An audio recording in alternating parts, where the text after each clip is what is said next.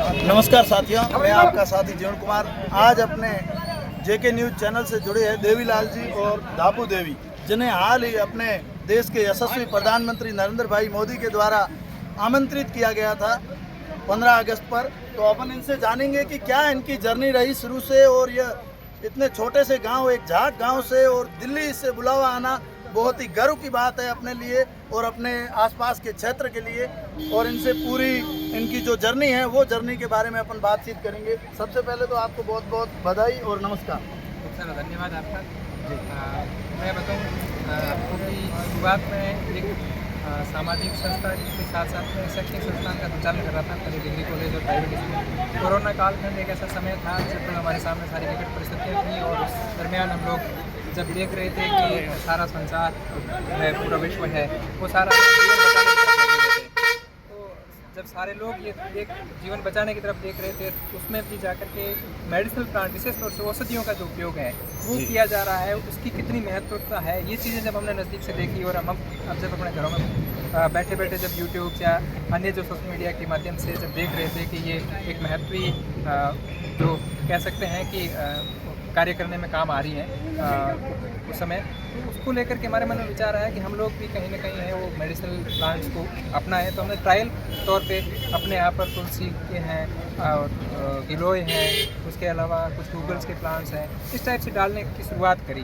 तो फिर हम उसके जस्ट बाद में ही Rajasthan state medicinal plant board है, वहाँ पहुँचते हैं और वहाँ हम इसको लेकर के चर्चा करते हैं। तो वहाँ से एक हमारा क्लस्टर सैंक्शन होता है और उस क्लस्टर के सैंक्शन के बाद में हम फाइनली 9 हेक्टेयर में कुछ 8 से 10 किसान होते हैं जो जुड़ करके और अपने इस खेती को अपनाना शुरू करते हैं। फिर हमारे मन में विचार आता है कि इसमें प्योर जैविक कैसे बना रहे हैं, शुद्ध खान पान रहे, ताकि आजकल जितनी तरह की रासायनिक उपयोग से जो बीमारियां फैल रही हैं उसको भी कवर किया जा सके। तो हमने आगे जो सोचा कि इसके अंदर जब खाद डालना चाहेंगे तो उपयोगी जो है वो भेड़ और बकरी की खाद है, और उसको हम पुराने समय से भी पालते आ रहे थे, हमारा पुश्तैनी काम था। तो हमने थोड़ा उसकी तरफ भी देखा। तो उस क्लस्टर के सैंक्शन के पश्चात ही हमने राष्ट्रीय पशुधन मिशन, जो एक भारत सरकार की महत्वपूर्ण स्कीम है, उसके तहत ही मैंने आवेदन किया और मैं राजस्थान का दूसरा बेनिफिशरीज भी रहा। तो ये सब मिला करके हम अपनी गतिविधि को आगे बढ़ा ही रहे थे और गूगल की खेती भी साथ साथ में कर रहे थे। हालांकि उसके प्रोडक्शन में थोड़ा समय ज़रूर लगता है। तो जब हम ये सारी चीज़ें अपना रहे थे तो उसी दरमियान ये आयुष मंत्रालय भारत सरकार की तरफ से हमारे पास में सूचना आती है कि अभी जो 15 अगस्त 2025 को जो कार्यक्रम लाल किले पर जो भारत का सबसे मुख्य प्रोग्राम होता है, उस प्रोग्राम में विशेष अतिथि के तौर पर प्रधानमंत्री जी आपको इन्वाइट करना चाह रहे हैं।